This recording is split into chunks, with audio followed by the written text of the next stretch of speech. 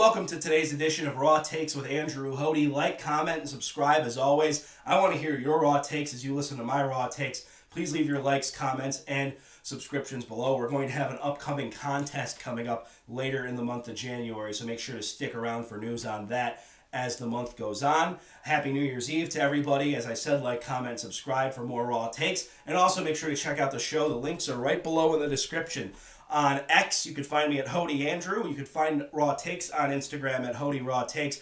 And you can find Raw Takes with Andrew Hody on Facebook for more updates on the show and more. All the links are in the description below, so please make sure to follow and like the show on social media. It goes a long way as we talk about Raw Takes here. And as I said, we're really advancing with this show. We're going to start to expand a little bit upon what we're doing. I'm thinking about adding some live streams here in a few weeks to just kind of try to enhance the show a little bit more. I want to interact with you, the listeners, a little bit more, and the watchers, and everybody who's out there making Raw Takes possible. So thank you guys so much. Make sure to like, comment, and subscribe. And as I said, it goes a long way for Raw Takes and the Andrew Hody. So thank you very much for joining us today. Let's get right into the NFL. So much going on week 17 of the season. And there were so many good games this weekend. And I know when you looked at some of the matchups, there wasn't any key matchups that I think we were looking at as saying, oh, that's really a really good matchup. I know next week there definitely is going to be a few. But having said that, there was no matchup this week I think we looked at and said, that's a really good football game. But I'll tell you what, a lot of these games ended up being really good. And I'll start things off with that Giants-Colts game. The Giants won 45-33. And, I think the Giants obviously may be a little pissed off because, not the team, but the fans, because they kind of dropped where they could be in the first overall pick race. But having said that, that was one hell of a game by the New York Giants. They eliminated the Indianapolis Colts, so it kind of wasn't meaningless in terms of, you get to ruin someone else's season. But having said that, that game had a lot of offense in it. The Colts kept it close really until the fourth quarter when the New York Giants just pulled away. And they came back. I mean, the Giants really had the lead to start things off, and they just took off with it. And that was a really good football game. So I want to give the New York Giants credit for that. They had a watchable football game this week. Their only other watchable game was the loss to the Cleveland Browns for the Giants. And Daniel Jones was still the quarterback for them at the time. And that was it. That was the only two watchable New York Giants games all year long. So having said that, I mean, if you're a Giants fan, you're disappointed. I understand, I guess. But at the same time, it helps my Cleveland Browns. And that was a good football game. A lot of points were scored. Obviously, the Colts were without Anthony Richardson. I don't know if that would have made much of a difference, to be quite honest with you. I don't think the Colts are really a good team. They're not really... I think they're well coached by Shane Steichen, but they have a lot of work to do, and I still think their roster is kind of flawed. So, having said that, though, the Colts obviously getting the loss there, but what a game that was. 45-33, a lot of points scored. I don't think we're going to talk about that game as much as we are about how it affects the New York Giants and how it affected the Indianapolis Colts. But having said that, that is one thing I look at when it comes to that game. You take a look at the Baker Mayfield Buccaneers taking down Carolina. I know there's a lot of talks about Carolina's on their resurgence. Bryce Young is going to be a franchise quarterback. And I'm just going to say pump the brakes a little bit on that. I do think the Carolina Panthers are a lot better and a lot more competitive than they used to be. But the Tampa Bay Buccaneers are in a class by themselves right now. I think they're clearly the best team in the NFC South. I know Atlanta swept them this year with Kirk Cousins at QB. But seeing that the Falcons dropped that game to the Commanders, it's going to be really hard for the Falcons to really get a playoff push here, as I think the Bucs are going to take down the Saints this weekend. So, good win by the Tampa Bay Buccaneers. And I'll say this, I don't know if I want to see Tampa in a playoff game. To me, they're kind of playing with house money because they really aren't a great team, but they're a really good team. And so far, they're the only team in the NFC that's beaten Philadelphia and Detroit. So they have the capability to beat the top teams in the NFC. Having said that, they do have some flaws. They have dropped some games in the middle of the season, but a lot of those games that they dropped in the middle of the season were by teams that were already peaking at that point. The Atlanta Falcons, I think, already peaked by then. You look at the San Francisco 49ers. I mean, honestly, since that Tampa Bay game, it's been everything but downhill for them since. So when you look at some of the games the Tampa Bay Buccaneers dropped, they were at their low point while other teams were at their high point. And now the Tampa Bay Buccaneers have kind of found themselves again. The Dallas Cowboy loss was kind of inexcusable, but I don't really put that on Baker Mayfield. I really think that was more so on the receiving end of the things for Tampa Bay because there were one receiver, I forget who dropped the pass there at the end there of that game, but that fumble cost them the game. Cooper Rush, to his credit, the Dallas Cowboys, they were playing, being eliminated from the playoff contention their ass off in that game, and they ended up coming out with the win. But having said that, though, the Tampa Bay Buccaneers, I still think nobody wants to see them in the postseason.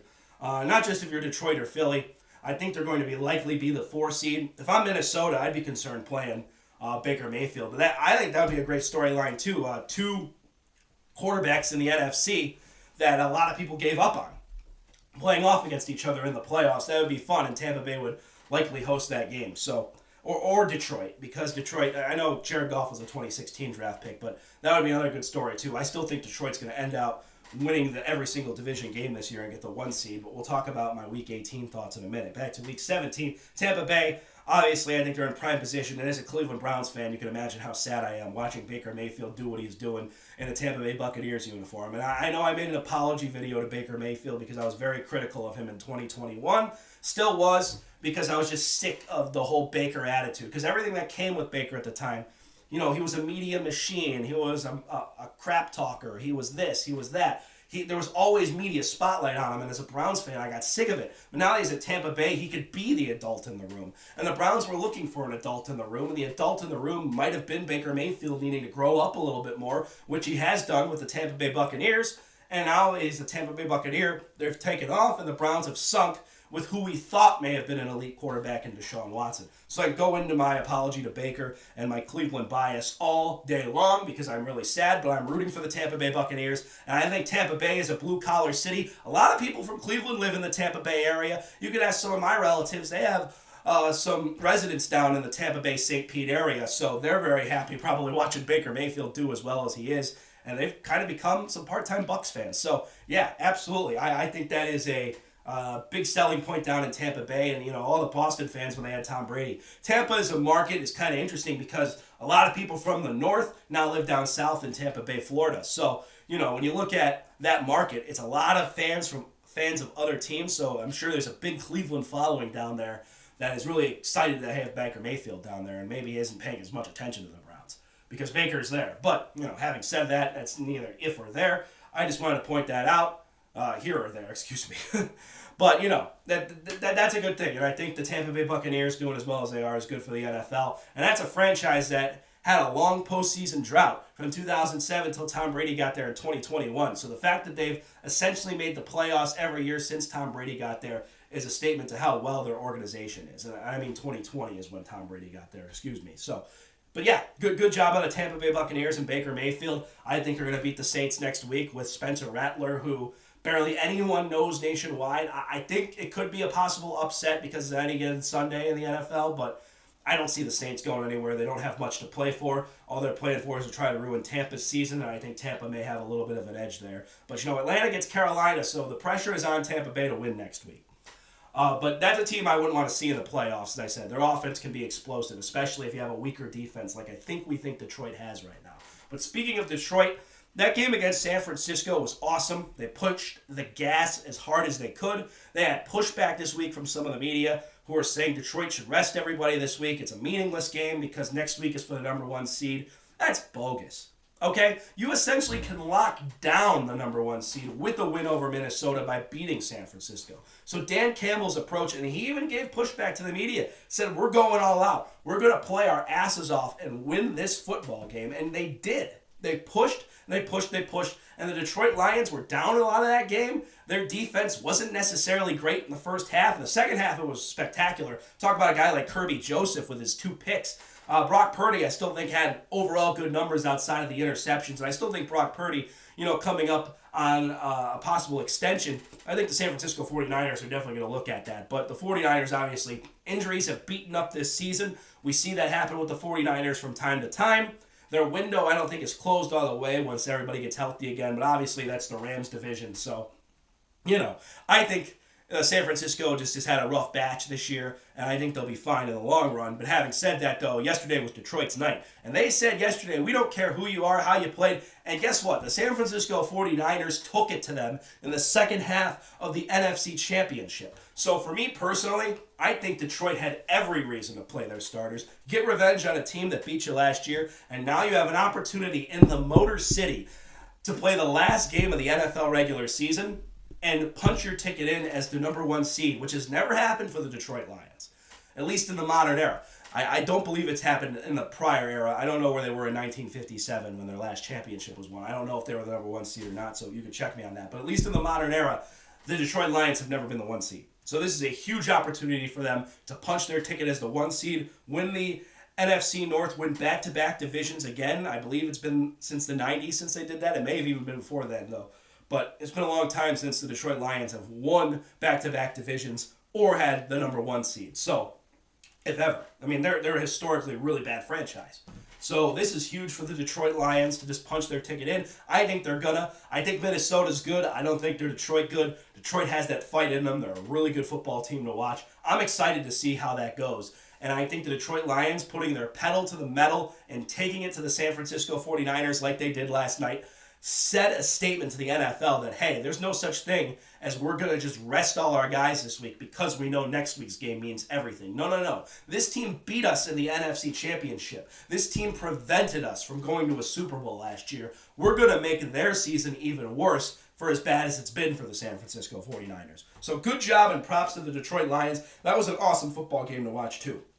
And it was close, really, till the late minutes of the fourth quarter. That was a close football game, and Josh Dobbs even made it a little interesting by getting that touchdown at the end, 40-34.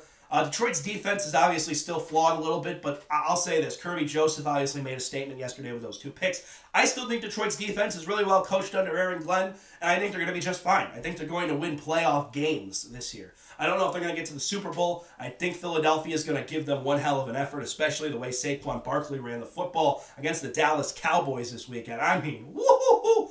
I don't want to play Philadelphia in the playoffs either if I'm anyone in the NFC. But having said that, I am not that worried about Detroit. I think they're going to win playoff games. Maybe 1, maybe 2. A playoff game, at the very least. I'll say that. I think they're going to win a playoff game. I probably, in theory, would pick them to go to the Super Bowl and play Kansas City right now. And I think I'm going to ride out with that prediction still. But having said that, though, Detroit is the real deal. They're a hard-fought football team. Their offense, nobody could stop them. I mean, who's stopping Detroit's offense? Buffalo couldn't do it, even though Buffalo won that game. Tampa Bay really has been the only team I've seen all year really shut down Detroit's offense. I mean, Tampa Bay's defense played probably the best against Detroit's offense all year. Nobody else has came close. And that was a revenge game for Tampa Bay, too. The Detroit Lions ruined Tampa Bay's season last year from them getting to the NFC Championship. So, yeah, I think the Detroit Lions going all in here and winning that game, and now they have an opportunity to make Minnesota the wild card, who's having a great season. Kevin O'Connell, Coach of the Year candidate. I personally think he deserves it. I think he's done a terrific job with this roster. And we see Justin Jefferson, who signed that mega deal, have a mega season. Sam Darnold, the story about his one-year deal, if he's going to re-sign with Minnesota. He has had a great year. The story behind this Lions-Vikings game is incredible. I'm really excited for this game. I know the Browns open up the Week 18 schedule on Saturday night. I'm not excited about that game at all. I think Baltimore's going to roll us, as they should. I'm rooting for that high draft pick. I want to see Minnesota and Detroit next weekend because this story is great. Both these teams are great. I think both these teams have the capability of winning playoff games. And the Vikings, props to them. I mean, Green Bay, to me, Green Bay has been great all year, and then they play division opponents, and they just struggle. They shake. They're going nowhere when it comes to play. Well, not Chicago, because Chicago's a joke. But Detroit and Minnesota, Green Bay has absolutely just choked under pressure. Absolutely choked. They tried to come back against the Vikings, but all game long, Green Bay did nothing. So I don't want to hear anything about Green Bay being a real threat in the postseason. I think until they play an NFC North team in the postseason, they may have a shot. They could beat a Los Angeles Rams, but I think the Rams are better than them at this point. They could beat maybe a Tampa Bay Buccaneers, but honestly, I like what I'm seeing from Tampa's offense more than Green Bay's right now. And I love Jordan Love. I love what Matt LaFleur is doing with the Green Bay Packers. I actually really love the NFC North. The most hateable team to me right now is the Chicago Bears because they're a despicable organization. Caleb Williams, I think, was the wrong pick. I know I've kind of been rooting against him. I've sounded as though I'm rooting against him because I don't think he should be the number one pick. But having said that, the Chicago Bears are an absolute mess. They're awful from top to bottom. And to me, they're just unlikable. There's nothing to like about the Chicago Bears. And it starts from the top. As an organization, they should be frowned upon. They're terrible. They just are. And hopefully Caleb Williams figures things out for his career. I know a lot of the time I sounded like I'm rooting against him because I don't think he should have been the number one pick. I do want to say it is unfair to Caleb Williams, this situation, even though I don't think his ceiling is going to be that high. And I think the Bears should have maybe considered Jaden Daniels and Bo Nix and all that, or keeping Fields and drafting Marvin Harrison. I can make that emphasis. I know I've been so hard on the Bears this year, but they deserve it. They really do. And this is the hole they dug. And the national media is giving all this props. The Chicago Bears is the job to have if you're an NFL coach. If you're Ben Johnson, the Detroit Lions offensive coordinator. The Detroit Lions have been a stable organization since at least 2021 when Dan Campbell got there, despite having a bad first season. I think the Detroit Lions, I'd much rather stay with them with job security and knowing you can run a good offense than go coach the Chicago Bears. Chicago Bears are not a good organization. I know Poles is staying there. The GM probably does deserve another year. Eberflus is gone. But that's an unstable organization right now. So all this notion that the Chicago Bears or Mike Vrabel needs to go there. And Vrabes is going to probably get a head coaching job. I personally would rather it be Ohio State. But if it's in the NFL, also totally fine. He deserves another job in the National Football League anyway. I'm staying the hell away from the Chicago Bears. They're not a stable organization. They're going to probably get a rookie head coach on his first year. A big name shouldn't go there. And Ben Johnson would be a rookie head coach, but I don't know if I want to fix the Chicago Bears' problems. Ben Johnson may have the advantage of he knows Detroit very well and now Minnesota and Green Bay, but the Chicago Bears deserve no props from the national media for being the job to have in the NFL, to fix Caleb Williams. Because outside of Caleb Williams, no matter what his ceiling is, we probably don't even know it. Outside of that, what is there to be excited about in Chicago? It's a bad organization. It really, really is. And it sucks for the fans in Chicago. But they're a terrible organization. They really are, from top to bottom. So I don't want to hear that the Chicago Bears are the job to have in the NFL. I think it's ridiculous. There's going to be plenty of other openings out there for other organizations that are probably doing a much better job. Not saying the Browns are one of them, but I don't think they're firing Stefanski anyway. But I would avoid the Chicago Bears. They're not a stable organization. I'd rather be the OC in Detroit, where you possibly could win the Super Bowl this year, another year, trying to go for back-to-back if you do end up winning the title, or trying to get revenge on if you do lose. Having said that, let's move on. That's my thoughts on the NFC North. Chicago I don't like, but I love the other three teams. They've all been so fun this year. They're all likable. I mean, honestly, between Green Bay, Jordan Love being the successor to Aaron Rodgers, being so consistent and staying in the pocket as he is, minus the fact they crumble against division opponents outside of Chicago, that's a great story. Matt LaFleur has been doubted on, including by me, for many, many years by a lot of people in the media and the pundits. Matt LaFleur is a really good head football coach. So Green Bay's a great story. Minnesota's a phenomenal story. Sam Darnold, definitely probably a unanimous comeback player of the year. He's been phenomenal. Coach Kevin O'Connell doing a terrific job. I mean, a lot of what Minnesota's doing is phenomenal coaching. So props to the Vikings there. And Detroit, the same thing. It's like Minnesota and Green Bay combined. All three of those teams are so likable. They really, really are. And it'd be hard to root against any of the three. I personally just like Detroit the best of those three right now. I'm rooting for Detroit to win the whole darn thing just because they haven't done it before. I know Minnesota hasn't won a Super Bowl either, so that wouldn't necessarily be a bad story. But the Lions, the Vikings, and the Packers all are great stories in the NFL, and I'm excited to see what happens to them in the postseason. Things are going to get fun, and all three of them are really likable. So that's my thoughts on the NFC North. Obviously, with the NFC East, Philadelphia essentially locking down that division. I'm pretty sure they locked the 2 seed. I have to check that. So somebody probably knows that already outside of me. But I'm pretty sure they locked the 2 seed in. They might have a shot at the 1. But I don't think it's going to happen. I think it's either between Detroit or Minnesota at this point.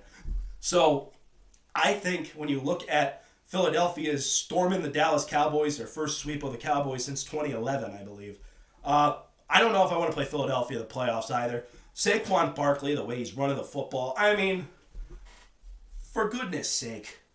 They had Kenny Pickett out there, and then they put in a guy, a Stanford Cardinal, I forget his name, I think his last name was Irish or something, but the third stringer. I mean, like, he was throwing touchdown passes to A.J. Brown, and A.J. Brown's throwing it in the stands, and the Philadelphia Eagle fan even threw it back after he's like, oh man, that's my quarterback's first touchdown pass. Like, Philadelphia, to me, I mean, as much as Eagle fans to me are no better than Cowboy fans, but other than that, Philadelphia to me, they could storm anybody. They're a really good football team, and I would not want to see them if I'm Detroit with the way their defense is playing. It can be streaky. I don't know if Philadelphia's defense could stop Detroit's offense, but I definitely don't think Detroit's defense could stop Philadelphia's with Saquon Barkley running the football. That's going to be really, really tough to do. Especially with Jalen Hurts healthy, that's going to help out. He's been phenomenal all season long. I don't know if I want anything to do with Philadelphia in the postseason, and I honestly root you the best of luck. Unless you're maybe Detroit or Minnesota. I don't even know if Minnesota can compete with Philadelphia. That's a really good football team. And they probably have the best running back in the NFC. So good luck to you. Detroit can run the football too. So Philadelphia, though, big win over the Dallas Cowboys, getting that sweep.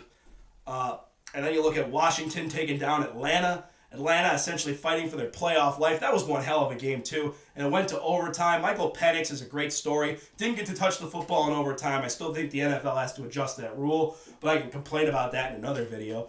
Having said that, though, Washington and Atlanta, the Falcons have had some really good football games and moments this year, but to me, they're just not collectively a great team. They're an okay team, and they've shown moments where they absolutely fall apart, and maybe part of that's Kirk Cousins' fault. I don't know. But the Falcons do have a lot of talent, and I think in 2025 they have a very promising chance if Penix can develop into the guy we think he can. But having said that, though, Jayden Daniels is here now, and he's been phenomenal all season long. And the Commanders is an organization that flipped since Daniel Snyder sold the team to them, and the organization's starting to finally develop more talent. I mean, that's one hell of a football team with the Washington Commanders. Dan Quinn, I almost said Dan Campbell, but Dan Quinn has changed the culture there. He's already a coach that's been to a Super Bowl, knows the ropes, obviously didn't win it, blew a 28-3 lead. You can complain about Dan Quinn on that, Atlanta fans, all day long. Maybe that was a Dan Quinn revenge game against the Falcons. I don't know. But, yeah, I think it's a great story for the Washington Commanders. They have a great fan base. They're a fun team to watch. That was awesome. It really was. I'm glad they made the postseason again. And I don't know if I want to see them in the postseason either. If I'm Philadelphia or Tampa Bay, I would watch out for Washington. They're sneaky good, and they could win a playoff game. I don't think they're gonna, because I think there's other better teams in the NFC. I think the Rams are better than them too. So I'm not gonna say the Commanders are gonna, but I'd still be careful for them because they play pretty good defense too, and their quarterback can sling it now, and he can run it. He's really good, Jayden Daniels, and he has a very promising future as the Commanders quarterback, especially in a division where division champions don't repeat. The Commanders are going to definitely be in the conversation next year to possibly win the NFC East. But they essentially have a pointless game with the Cowboys. If I'm them, I'd still try to win that game over Dallas just because, you know what, they beat you early in the season. Why not get a win over the Dallas Cowboys? Are going nowhere. It's that's the way I view it. And the Cowboys fans are so nauseating. It's just irritating. Oh, man. It's always fun to root against the Cowboys no matter where you are in the NFL. So that's my personal opinion there. So, but good for the Commanders clinching that playoff spot. And that was a wild game by both the Falcons and the Commanders. And I want to give Raheem Morris some credit. I think he's actually doing a tremendous job as Atlanta's coach. I think this is just the team he's given, but he's built a promising foundation for the Atlanta Falcons moving forward. He's done a really good job, I think, as the Falcons head coach, and I'm excited to see how they move forward into 2025. If they don't end up making the playoffs, they still have a slight chance. They just got to beat Carolina and hope Tampa Bay loses to the Saints.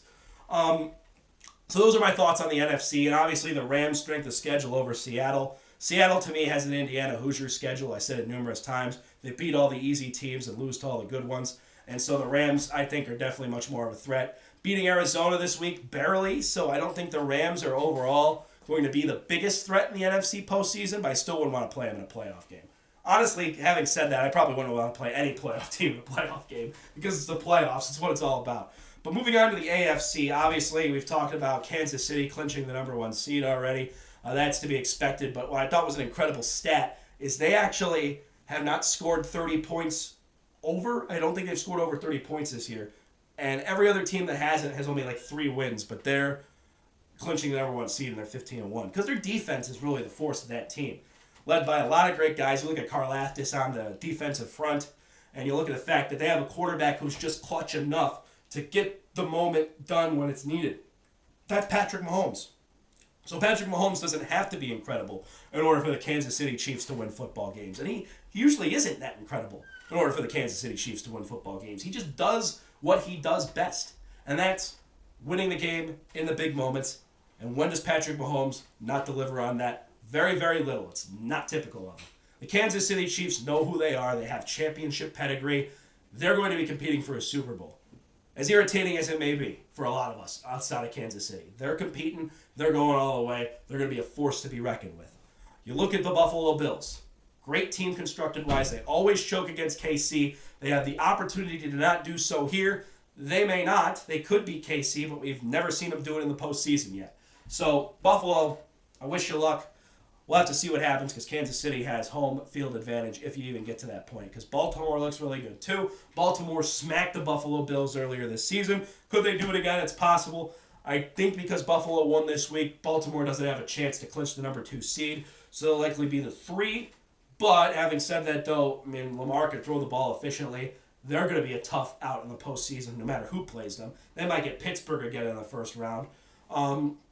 The Pittsburgh Steelers, I'm pretty much bought out of at this point. Unless the Pittsburgh Steelers get the Houston Texans in round 1, I don't see them winning a playoff game. The Houston Texans, they already won the division, but they're kind of in the middle of a late season collapse. I was worried about this with the Houston Texans at the beginning of the season. To me, last year was great for them, very successful, and C.J. Stroud I still think is tremendous, but it's still very, very fast for a lot of young players to be in that contention right away. Obviously, they got destroyed by the Bills in the postseason. I mean, the Ravens last year in the postseason. But, I think when it comes to Houston this year, I think no matter who they play, if it's Denver Broncos even, I don't think it's going to be. I think it's going to be either Pittsburgh or the Chargers. I don't see the Texans having much of a shot in a game like that. So we'll have to see what takes place with the Houston Texans, but to me, they're kind of in the middle of a late season collapse. I'm rooting for them because of C.J. Stroud's Buckeye ties, but you know what? That's a tough situation, I think, going on in Houston right now. It's just so many young players and so much success so quickly. I didn't actually think the Houston Texans were going to make the playoffs this year, but Jacksonville ended up just being awful on every level, and Indianapolis is not ready for the big step yet. So that's my thoughts on the Houston Texans. When you look at the South Division, though, as a whole, it's just awful. I mean, all those teams really outside of Houston are bad. So I don't know what to make of that. Tennessee, I think, they just played Jacksonville. So Indianapolis and Jacksonville close out the season. I mean, those are 2 teams that are going nowhere. So I don't know what much more there is to expect there. You look at the West, you look at Kansas City, obviously. You look at Denver. That game against Cincinnati on Saturday was awesome. One of the best games of the season. Cincinnati is really keeping their playoff hopes alive, hanging by a thread. It obviously depends on what happens with Denver, and they need Miami to lose to the Jets. So some factors need to happen outside in order for Cincinnati to make the postseason. Denver, I think, is probably going to win that game over Kansas City, though, because the Chiefs probably aren't going to play any of their starters. So I would not expect Cincinnati to make the postseason. But what a heck of a push. And if they could beat Pittsburgh this week, which also wouldn't surprise me because Pittsburgh's probably preparing more for the postseason at this point. Unlikely they're going to win the division, but they still have a slight chance, so it's possible. I think we're going to see the Cincinnati Bengals end up really on the outside looking in, but really making a good fight at the end of the postseason. And Miami, too. Miami beat the Cleveland Browns easily. I did mention, I believe, earlier about Tyler Huntley and Dorian Thompson-Robinson, but I'll briefly touch on it again. I think I did that in one of the other videos I did earlier today, long story short. But I do remember, I mentioned earlier on in Raw Takes this season, if I were the Browns, I would have kept Tyler Huntley over Dorian Thompson-Robinson. And you know what? Now the evidence to prove that as a third QB is Tyler Huntley just beat Dorian Thompson-Robinson. And the Miami Dolphins are keeping their playoff hopes alive, and the Browns obviously going nowhere, but look at what that makes us look like now. Why did you keep DTR? DTR was a mistake, keeping him on the roster. This old belief in one preseason game, and there's been flashes from Dorian Thompson-Robinson. He's a 5th-round pick. You try to develop him into a good backup quarterback. Now you're in a position you may need another quarterback. DTR ain't it. He ain't it. And the organization, if they were obsessed with DTR because they saw those those preseason flashes and some of those good plays and good throws we've seen from him, DTR ain't it. His ceiling is a decent backup quarterback, and that's about it. And I'm not even sure he's that. To me, he looks like a third stringer. I would not be sold on DTR. Not only not being the future of this franchise, not even being the future backup quarterback of this franchise. I believe in Tyler Huntley to be the case more so than DTR. So yeah, please, with the DTR thing. And I have the video to prove it. I'll even put it in the link below. My thoughts on why I would have kept Tyler Huntley on the Browns over DTR. That link to the reel on Instagram will actually be below. And that video is from a much earlier this season of Raw Takes. I think it was actually right before the season began, because that move was made on cut day, I'm pretty sure. So yeah, Tyler Huntley essentially made you pay for it. Not that it means much of anything either, because I don't think Tyler Huntley's your future. But having said that, though, I think you get better backup QB play out of Tyler Huntley, who was in for Tua Tagovailoa, than you do out of a guy like DTR. I just really do. And so the Browns, season's a wash anyway. As I said, I keep Stefanski, not sure about Barry. Probably got to keep Barry, though, if you're going to keep Stefanski. It's a rough road for the Cleveland Browns, but if they get a really, really high pick, which it looks like they're gonna, there's some possible moves I'd make with that pick to get a guy in here that could really help things out, at least in terms of maybe your offensive or defensive line. Not sure quarterback's going to be the answer there. I do like Cam Ward in this draft class, but everybody else I don't think I trust. I don't trust Shedeur Sanders. I'm sorry. Colorado didn't play anybody, but we'll talk about that when the draft approaches. Doesn't mean I'm not rooting for Shedeur Sanders and I'm rooting for Colorado. It's a great story with Deion and all that, but I'm sorry. I don't believe in Shedeur Sanders. I do believe in Cam Ward, though. But yeah, that's my thoughts on the Browns. DTR, obviously not the future. And the Browns got to figure out what their future is. There's a long way to go. And right now, the NFL, I think, is so beyond what the Cleveland Browns are doing right now. It's not even funny. It's all about the Detroit Lions right now. It's all about the Minnesota Vikings. It's all about the Philadelphia Eagles. It's all about the Kansas City Chiefs winning close, tight games. It's about the Buffalo Bills being as explosive as they are. It's about the Baltimore Ravens and Lamar Jackson running the football. It's about Cincinnati making a last-second playoff push. It's about the Pittsburgh Steelers trying to figure out if Russell Wilson should be on the roster next year. It's about the Miami Dolphins. Is Mike McDaniel's job on the line if he doesn't beat the New York Jets and at least make somewhat of a push to get into the playoffs? It's about the San Francisco 49ers right now and what the future is for Brock Purdy. It's about the Los Angeles Rams. Can they win a playoff game? It's about the Green Bay Packers. How come they can't beat NFC North opponents outside of Chicago? And the list goes on and on and on. There's so many other better stories in the NFL that are not Cleveland Browns related. It's a shame because the Browns are such a historic franchise with such a great fan base and such a great fan culture and love. I know so many people outside of Cleveland that love the Browns. You can say the same thing about the Pittsburgh Steelers, the Dallas Cowboys, but I truly believe the Cleveland Browns are a much more national brand than people realize because there's true love for a team like the Browns that have essentially stunk at least most of my life. A lot of other people's lives, maybe not so, because they were really good in the 80s. They were really good in the 60s. I mean, the Browns historically are so good. So to look at what they are now is a darn shame. And the fact that they're barely headlines about the Cleveland Browns in 2024. 2023 was the opposite with Joe Flacco and all that. The comeback player of the year, Kevin Stefanski coach of the year. That's starting to feel like it's way beyond us now. And it is. The NFL, not for long. Things move quickly.